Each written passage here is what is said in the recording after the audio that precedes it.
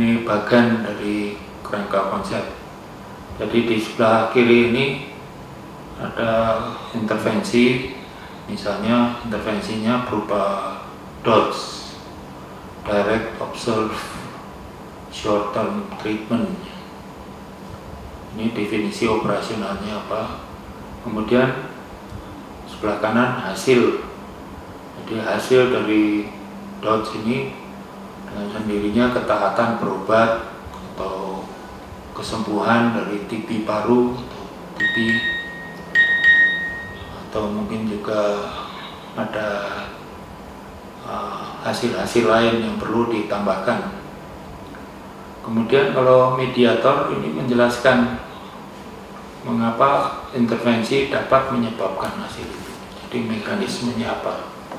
Ada action teori atau predictive teori, ada teori yang menjelaskan.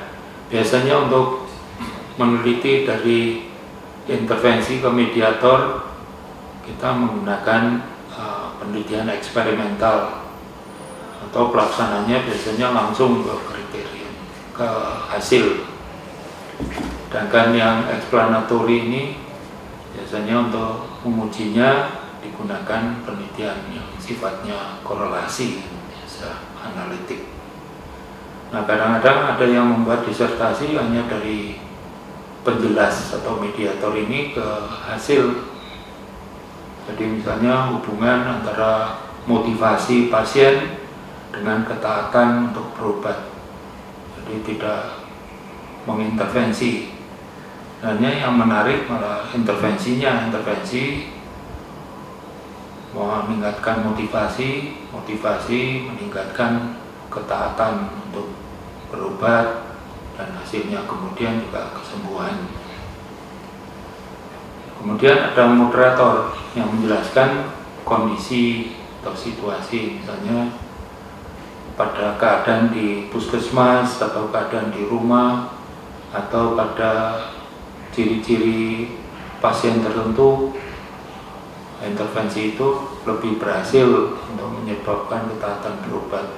Misalnya untuk orang-orang dengan pendidikan tertentu, tingkat pendidikan tertentu, atau dari stratum sosial ekonomi tertentu dan sebagainya.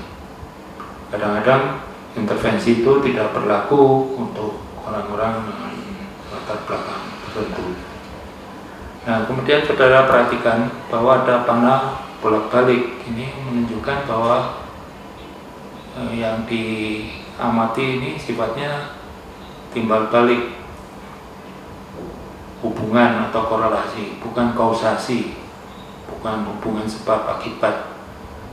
Sedangkan dari intervensi ke hasil, panahnya satu arah, yang menunjukkan kalau intervensi ini penyebabnya, kemudian hasil itu akibatnya.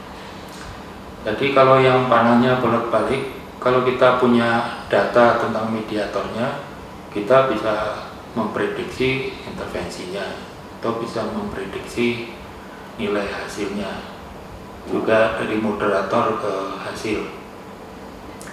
Nah, sering saudara mendengar istilah variabel bebas atau independen dan variabel dependen.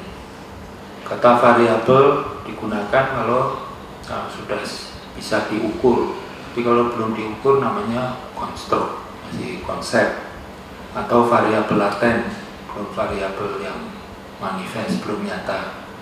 Jadi digambarnya selalu dalam elips.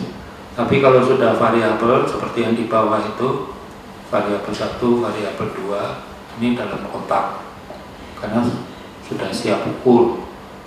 Item juga dalam kotak. Nah, kadang-kadang suatu konstruk itu masih dibagi menjadi beberapa faktor. Di gambar ini ada F1 atau faktor 1, ada faktor 2 atau faktor 3. Nama lain untuk faktor itu adalah dimensi. Jadi ini sampingan sedikit, tidak boleh kita menggunakan judul tesis atau disertasi dengan kata faktor.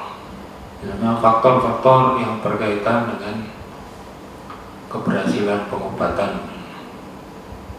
Ini menunjukkan bahwa si peneliti ini belum pasti apa yang ingin dikorelasikan atau apa yang menjadi intervensinya. Ini kurang lebih kerangka konsep yang dibuat secara bagan.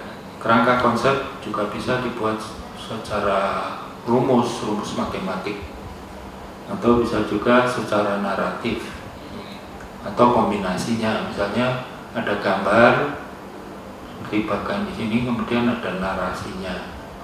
Tapi kurang lebih begini.